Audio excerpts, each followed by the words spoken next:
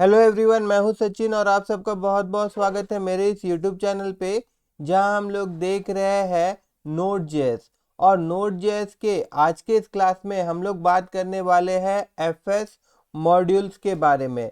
FS module से क्या होता है कि ये एक्चुअली में हम लोग फाइल सिस्टम को हैंडल कर सकते हैं। ठीक है, मतलब कि फाइल क्रिएट करना हो या फिर डायरेक्टरी क्रिएट करना हो, फाइल के अंदर में हम लोग कुछ रीड करवाना हो या फिर राइट करवाना हो, ये सारा काम हम लोग कर सकते हैं। और एक बात मैं बता दूं कि इस क्लास में हम लोग क्या देखेंगे, हम लोग सिंक्रोनस वे में देखेंगे। ठीक है, और फिर नेक्स्ट वीडियो जो मैं बनाऊंगा वो एसिंक्रोनस वे वाला बनाऊंगा। ठीक है, तो सबसे पहले यहाँ पे हम लोग इस मॉड्यूल्स को इंपोर्ट कर लेते हैं। उसके लिए क्या करना पड़ेगा, यहाँ पे लिखना होगा कॉन्स्ट, फिर एक वेरिएबल, तो वेरिएबल का नाम मैं एफ ही रख रहा हूँ। और उसके बाद में REQUIRE required bracket open close और इन्वर्टेड कोमा के अंदर में मॉड्यूल्स का नाम, तो मॉड्यूल्स का नाम क्या है, एफएस। तो मैंने यहाँ लिख दिया। अब सबसे पहले मैं दिखाऊंगा कि जैसे देखिए यहाँ पे मेरा एक फोल्डर है और इस फोल्डर के अंदर में f.js नाम का एक फाइल है। तो मैं इसे एक फाइल और क्रिएट करना चाहता हूँ। ठीक है, और उसमें हम लोग कुछ लिखना भी चाहते हैं। तो उसके लिए क्या करना पड़ेगा, यहाँ पे मैं लिखूंगा fs डॉट और उसके बाद यहाँ पे लिखना होगा राइट। तो यहाँ पे देखिए राइट फाइल भी है और राइट फाइल सिंक्रोनस वे में भी है। तो हम लोग अभी सिंक्रोनस वे में देख रहे हैं, तो यहाँ पे हम लोग को लिखना होगा write file synchronous bracket open close. अब यहाँ पे क्या होता है कि हम लोगों को पहले पाथ देना होता है कि कहाँ पे हम लोग उस फाइल को बनाने वाले हैं। तो फिलहाल मैं इसी फोल्डर के अंदर बनाने वाला हूँ, तो मैं डायरेक्ट फाइल का नाम दे देता हूँ। मैं यहाँ एक फाइल का नाम दे दे रहा हूँ my.txt। तो क्या होगा, एक फाइल मेरा बन जाएगा। अगर फाइल होता तो उसमें वो राइट कर देता, बट यहाँ पे कोई फाइल है नहीं। तो क्या होगा कि एक फाइल बन जाएगा और फिर यहाँ पे मैं जो भी वैल्यू दूंगा वो वहाँ चल जाएगा, उस फाइल के अंदर में लिखा जाएगा। जैसे मैं यहाँ लिख रहा हूँ माई नेम इज सचिन और मैं यहाँ पे /n दे देता हूँ नेक्स्ट लाइन के लिए। और फिर मैं यहाँ लिख रहा हूँ आई एम, यहाँ पे space IM COMPUTER computer TEACHERE teacher.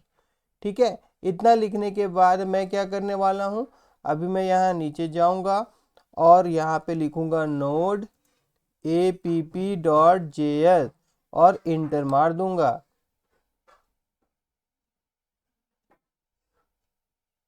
तो देखिए यहाँ पे एक फाइल जनरेट हो गया है, एक फाइल बन गया है, एक फाइल क्रिएट हो गया है। अगर मैं इस पर डबल क्लिक करूँ तो देखिए इसके अंदर में वही कंटेंट आपको नजर आएगा जो हम लोगों ने यहाँ पे लिखा था, माय नेम इज सचिन और स्लैश फिर n था ये नेक्स्ट लाइन के लिए, और फिर I am a computer teacher.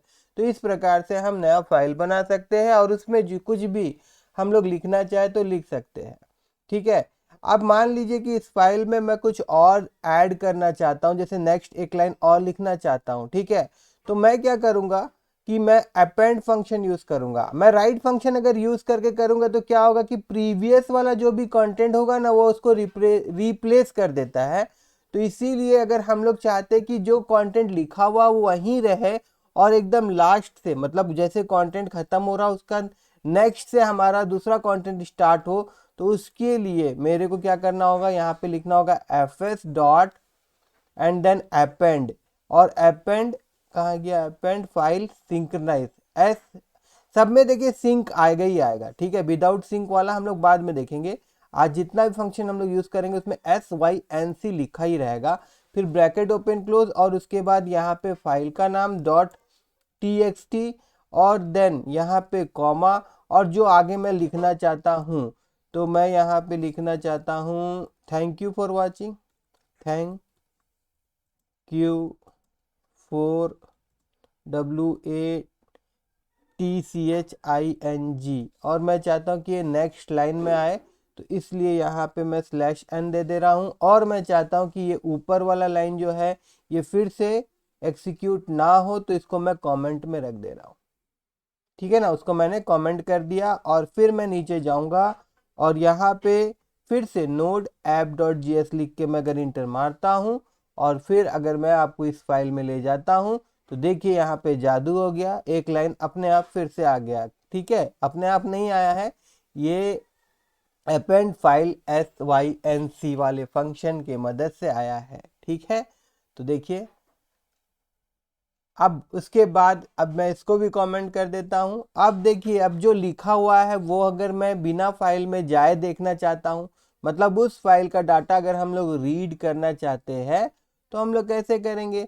तो उसके लिए मैं यहाँ पे एक वेरिएबल बना लेता हूँ रीड नाम का, और फिर यहाँ पे fs.read रीड फाइल syn ये फंक्शन। फिर सबसे पहले जो फाइल आप पढ़ना चाहते हैं वो लिखना होगा my.txt, उसके बाद में कॉमा, फिर देखिए क्या होगा कि इसको इनकोडिंग करना पड़ेगा। उसके लिए यहाँ पे हम लोग को लिखना पड़ता है UTF-8। अगर हम लोग UTF-8 नहीं लिखते हैं ना तो वो बफर में हम लोग को रिटर्न कर देता है, जो कि हम लोग पढ़ नहीं पाएंगे, है ना। उसके बाद में फिर बस दो चीज़ ही लिखना है और कुछ नहीं।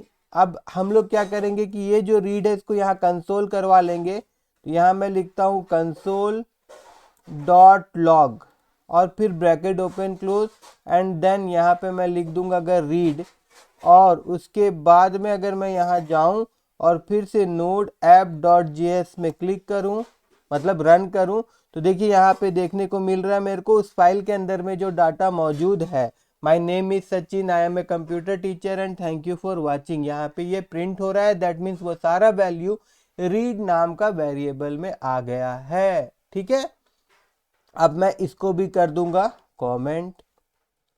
ठीक है ना, हम लोगों ने यहाँ रीड देख लिया, अपेंड देख लिया, और उसके बाद में अभी मैं आपको दिखाता हूँ अगर मान लीजिए कि आपको ये फाइल को डिलीट कर देना है, ये फाइल को रखना ही नहीं है, तो क्या करेंगे हम लोग।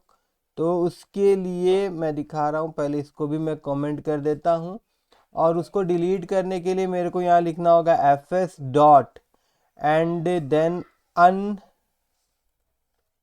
Unlink unlink sys bracket open close और देन गिव द फाइल का नाम। अभी मैं यहाँ लिख देता हूँ my.txt। ठीक है, और जैसे मैं इंटर मारूंगा तो मेरा ये फाइल क्या होगा, डिलीट हो जाएगा। बट इसको डिलीट करने से पहले मैं एक इसका कॉपी बना लेता हूँ, उसके बाद मैं इसको डिलीट करूंगा। देखिए मैंने इसको कमेंट कर दिया, अभी मैंने इसको नहीं किया। फर्स्ट मैं ये फाइल को कॉपी कर लेता हूँ। तो कॉपी करने के लिए क्या करना पड़ेगा मेरे को, यहाँ पे fs dot copy copy file sync, और उसके बाद सबसे पहले मेरे को मेरा लोकेशन देना होगा, मतलब कि जहाँ पे मेरा फाइल है। तो मैं इसी फोल्डर में ही सारा काम कर रहा हूँ, इसीलिए मैं यहाँ पे फाइल का नाम दे दूंगा, और अभी इस फाइल का कॉपी का जो नाम देना होगा वो नाम देना होगा यहाँ मेरे को। तो मैं यहाँ पे उसका नाम दे देता हूँ copy.txt। तो देखिए जैसे ही मैं अभी इसको एक्सिक्यूट करूँगा ना तो क्या होगा कि मेरा एक नया फाइल और जनरेट हो जाएगा copy.txt में, जिसमें सेम कंटेंट रहेगा। मैं आपको दिखा देता हूँ नोड app.js और इंटर लगाता हूँ मैं अगर, तो देखिए यहाँ पे copy.txt आ गया है और इसके अंदर में भी सेम कंटेंट है। अब क्या है कि अब मैं इसको कर देता हूँ यहाँ पे कमेंट एंड देन अब हम लोग उसको डिलीट करके दिखा देते हैं। जैसे कि यहाँ पे my.txt इसको अगर हम डिलीट करना चाहते हैं तो fs.unlink sync लिखना होगा एंड देन यहाँ पे हम लोग फिर से इसको अगर कंपाइल करते हैं तो देखिए यहाँ पे मेरा जो पर्टिकुलर था फाइल my.txt वो यहाँ से हट गया है।